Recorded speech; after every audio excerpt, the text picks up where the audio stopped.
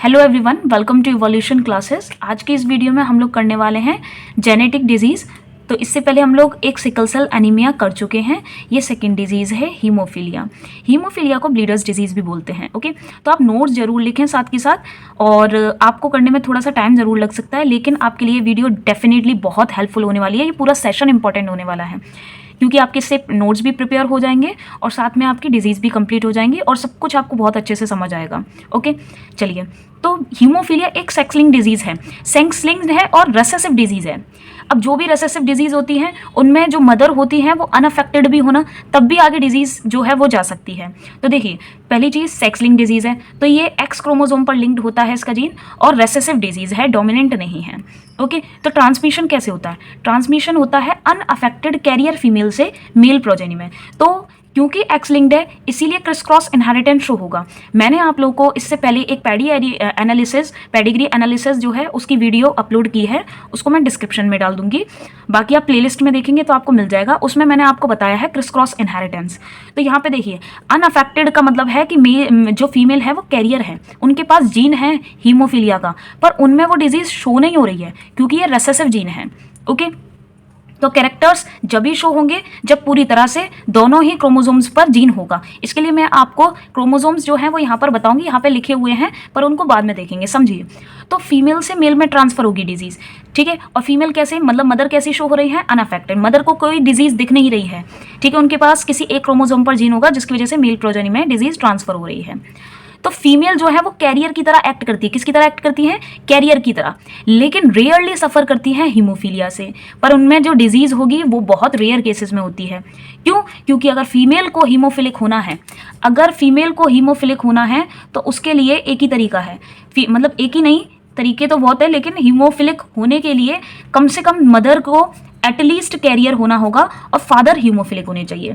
मतलब मदर जो है वो हीमोफिलिक जब ही होती हैं जब कम से कम मदर जो है वो कैरियर हो, एटलीस्ट कैरियर हो, और फादर जो है वो हीमोफिलिक हो, ठीक है। अब फादर हीमोफिलिक कैसे होंगे? तो इसके लिए मैं बता देती हूँ कि फादर के पास दो क्रोमोसोम होते हैं, एक एक्स और एक वाई, मतलब दो सेक्स क्रोमोसोम होते हैं। तो एक्स क्रोमोसोम जो है उस पर जीन प्रेजेंट है, ये सेक्स लिंक्ड है, सेक्स लिंक्ड में भी एक्स लिंक्ड है, ठीक है, वाई लिंक्ड नहीं है डिजीज। तो अगर इस एक्स क्रोमोसोम पर हीमोफीलिया का जीन है तो फिर ये देखिए फादर जो है वो हीमोफिलिक शो होगा। फादर के केस में ऐसा होगा, पर मदर के केस में आपको ऐसा शो नहीं होगा। समझ गए बात? तो यहाँ पे लिखा भी है, देखिए कि this shows criss cross inheritance. ये कौन सा इनहेरिटेंस पैटर्न शो करते हैं? क्रिस क्रॉस, मतलब जेंडर चेंज हो जाता है, फीमेल से मेल में, देन फीमेल में, ऐसे चलता रहेगा। ओके, उसके बाद देखिए कॉज क्या है, इसका कॉज क्या है? तो कॉज की बात करते हैं। तो इसमें एक सिंगल प्रोटीन जो कि ब्लड क्लॉटिंग में इन्वॉल्व थी वो अफेक्ट हो जाती है। मतलब ब्लड क्लॉटिंग क्या होता है? ब्लड क्लॉटिंग मतलब खून के गत्थे बनना, ठीक है। उस सिंगल जीन के अफेक्ट होने की वजह से सिंगल प्रोटीन अफेक्ट हुई, और जब प्रोटीन अफेक्ट होगी तो अनअफेक्टेड इंडिविजुअल में क्या होगा? एक सिंगल कट की वजह से ही नॉन स्टॉप ब्लीडिंग होगी। कैसी ब्लीडिंग होगी? नॉन स्टॉप ब्लीडिंग होगी। केस देखिए, मैंने यहाँ पे 3 केसेस दिए हैं। केस समझने से पहले बहुत इंपॉर्टेंट कुछ बातें हैं, जैसे ये देखिए, नॉर्मल मेल का XY क्रोमोसोम होगा, सेक्स क्रोमोसोम की बात कर रहे हैं। अफेक्टेड मेल का XHY, नॉर्मल फीमेल का XX होगा, कैरियर फीमेल का XHX, और अफेक्टेड में दोनों क्रोमोसोम पर H होना चाहिए, हीमोफीलिया, ठीक है, तभी जो फीमेल है उसमें डिजीज शो होगी। तो ये देखिए, केस 1 में हमने फीमेल को लिया कैरियर, मेल को लिया नॉर्मल। जीनोटाइप इस तरह से लिखा जाता है, मैंने बिल्कुल प्रॉपर तरीके से यहाँ पे लिख रखा है, और आपको प्रॉपर तरीके से ही ऐसे करना है। तो ये देखिए, हमारे पास XXH और मेल नॉर्मल है तो इसीलिए XY।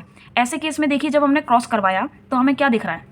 ये देखिए, आफ्टर मेटिंग प्रोजेनीज जो हमें मिल रही हैं वो फीमेल नॉर्मल मिली, ठीक है, एक मेल नॉर्मल मिल गया, एक फीमेल कैरियर मिली, एक मेल अफेक्टेड मिला। अब देखो यहाँ हुआ क्या? यहाँ हुआ ये कि अगर फीमेल के एक एक्स क्रोमोसोम पर H जीन आया तो उसको कुछ नहीं हुआ, वो कैरियर है, उसमें कोई डिजीज़ नहीं दिखेगी, उसके पास जीन है पर डिजीज़ नहीं होगी, अफेक्टेड नहीं है वो। लेकिन मेल में जब H क्रोमोसोम आया ना तो मेल तो अफेक्टेड हो गया, उसमें डिजीज़ है। क्यों? क्योंकि ये एक रेसेसिव है और X के साथ Y है। यहाँ पे अगर दोनों X होते तो ये रेसेसिवनेस शो करता, X के साथ Y है तो यही इनका डोमिनेंट है। ओके, तो दोनों अपने आप को शो करते हैं, तो ये अपने आप को शो करेगा, XH अपने आप को शो करेगा, तो अफेक्टेड मेल आपको दिख रहा है। ओके, एक और केस देखते हैं हम लोग। देखिए नेक्स्ट केस, देखिए नेक्स्ट केस में आपको दिखेगा कि जो फीमेल है वो हमने कैरियर लिए हैं, मेल अफेक्टेड लिए हैं। तो यहाँ पे X, XH, XH और Y, तो मेल अफेक्टेड है ना, इसीलिए।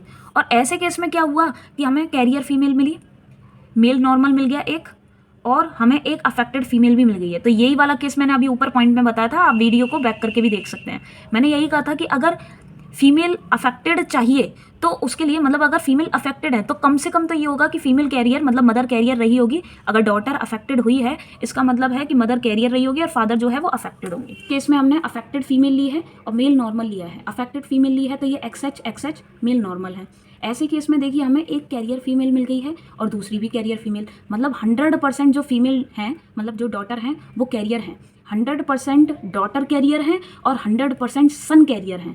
मतलब अगर अफेक्टेड फीमेल है और नॉर्मल मेल है तो फिर चांसेस ही नहीं है कि दोनों कैसे हो, नॉर्मल हो।